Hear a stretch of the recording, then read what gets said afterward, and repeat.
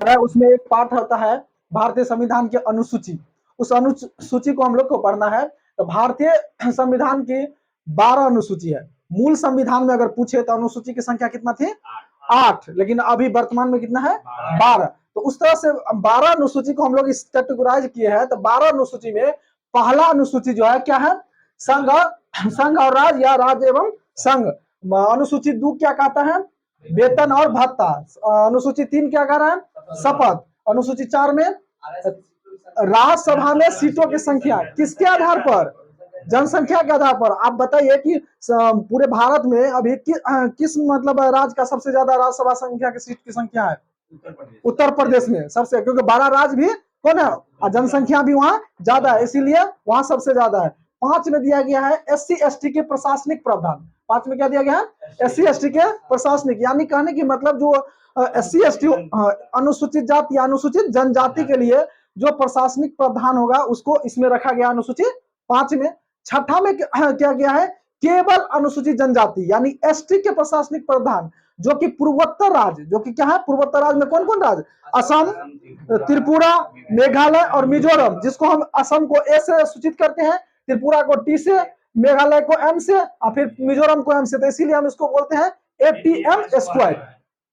उसके बाद अनुसूची हम लोग किस में आते हैं? 7 में। 7 में जब देखिए अनुसूची 7 है तो 7 से सीधा समझिए शक्ति का बंटवारा। 7 से क्या समझेंगे? शक्ति का बंटवारा। शक्ति का बंटवारा और उसी में क्या है? सूचियां, यानी कि 100 से शक्ति और 100 से सूची, यानी कि 7 में दोनों चीज 100 से है तो क्या हो गया? शक्ति और सूची दोनों चीज कहां मिलता है? अनुसूची 7 में। तो शक्ति का बंटवारा किसमें होता है भाई?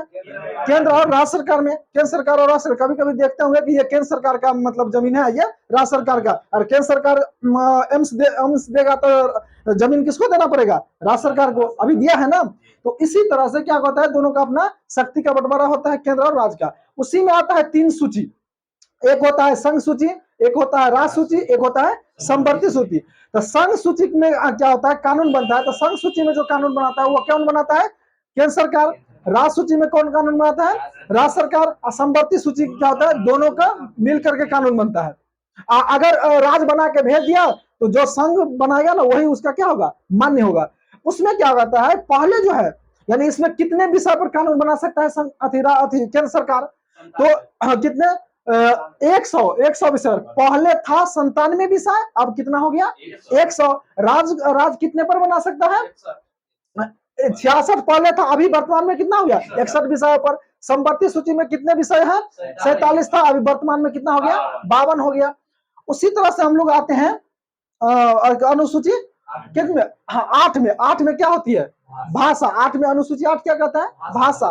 पहले यानी मूल संविधान की बात करेंगे तो भाषा की संख्या कितना थी? 14, लेकिन वर्तमान में कितना हो गया? 22 हो गया। उसमें देखिए 22 भाषा में पहले 14 था, लेकिन बढ़ा कितना? कितना बढ़ा? 8 बढ़ा। तो 8 में देखिए सबसे पहला, यानी कि पहला भाषा किसको जोड़ा गया? सिंधी को। यानी सबसे पहला भाषा किसको जोड़ा गया? सिंधी भाषा को जोड़ा गया है 21वां संविधान संशोधन 1967 के तहत। यानी 21वां संविधान संशोधन कब हुआ? 1967 में हुआ। और किस भाषा को जोड़ा गया? सिंधी भाषा को जोड़ा गया। 71वां संविधान संशोधन 1992 में कौन कौन भाषा जोड़ा गया? कोंकणी भाषा, नेपाली भाषा और मणिपुरी। यानी कि 71वां संविधान संशोधन 1992 में कौन कौन भाषा जोड़ा गया? कोंकणी, नेपाली और मणिपुरी। उसी तरह से फिर 2003 में यानी 92वां संविधान संशोधन 2003 में जो है कौन भाषा को जोड़ा गया है? यानी कि जिसमें हम लोग का मैथिली भाषा भी है, यानी बोडो, डोंगरी, संथाली और मैथिली। बोडो, डोंगरी, संथाली और मैथिली। आप एक बात बताइए, तीन भाषा, 3 बार 3 संविधान संशोधन हुआ, तीनों में 3 कितने भाषा? 8 को भाषा को जोड़ा गया। तो 71वां संविधान संशोधन में कोई किसको जोड़ा गया है? 71वां में किसको? यानी कोंकणी, नेपाली, मणिपुरी। 92 में किसको? बोडो, डोगरी, संथाली। 67 में यानी 21वां संविधान संशोधन में सिंधी भाषा को। तो सबसे पहला यानी कि 15वां भाषा जो जोड़ा गया था तो कौन किसको? सिंधी भाषा के। उसके बाद वो 16वां, 17वां, 18वां में कौन? कोंकणी, नेपाली, मणिपुरी। उसके बाद आया बोडो, डोंगरी, संथाली और मैथिली। उसके बाद हम लोग देखते हैं अनुसूची 9। अनुसूची 9 में क्या है? भूमि सुधार अधिनियम, भूमि सुधार अधिनियम कब लाया गया? फर्स्ट संविधान संशोधन हुआ है 1951 में। 1951 में फर्स्ट संविधान संशोधन हुआ, उसमें किसको जोड़ दिया गया? भूमि सुधार अधिनियम। उसके बाद अनुसूची 10 में हम लोग चलते हैं, तो 10 में क्या है? दल बदल कानून। पहले क्या होता था?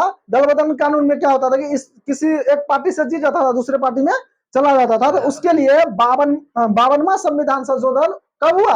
1985 में हुआ। 52वां संविधान संशोधन में क्या लाया गया? दल बदल कानून। दल बदल कानून कब लाया गया? 1985 में। क्या संविधान संशोधन? 52वां संविधान संशोधन। पंचायती राज आया कब? अनुच्छेद 11 के तहत। अनुच्छेद 11 में पंचायती राज है। क्या संविधान संशोधन? 73वां संविधान संशोधन कब? उसमें कितने कार्य क्षेत्र है, यानी कितने कार्य क्षेत्र है? इसको 29 कार्य क्षेत्र किसके तहत आता है? पंचायती राज के तहत। उसी तरह से 12 अनुच्छेद में कौन है?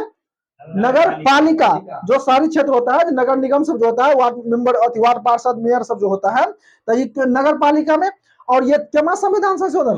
74। साल वही है। साल क्या है? वही है, यानी कि 92-93 साल वही है। 1992-1993। 73वां उसी में हुआ। उसी के बाद क्या हुआ? 74वां संविधान संशोधन। उसमें कितने कार्य क्षेत्र दिया गया है? 18 कार्य क्षेत्र दिया गया है। तो हम इस तरह से हम लोग देखते हैं, तो हम लोग याद कर लेंगे। यानी अनुच्छेद 1 में क्या है? सॉरी, अनुसूची 1 में, 2 में, तीसरा, चौथा, पांचवा, छठा, कहा छठा में? पूर्वोत्तर राज्य में 3 गो। कौन कौन? एटीएम स्क्वायर, ठीक ना। 7वां में क्या है? शक्ति का बंटवारा। 8वां में क्या है? भाषा। 9वां में क्या है?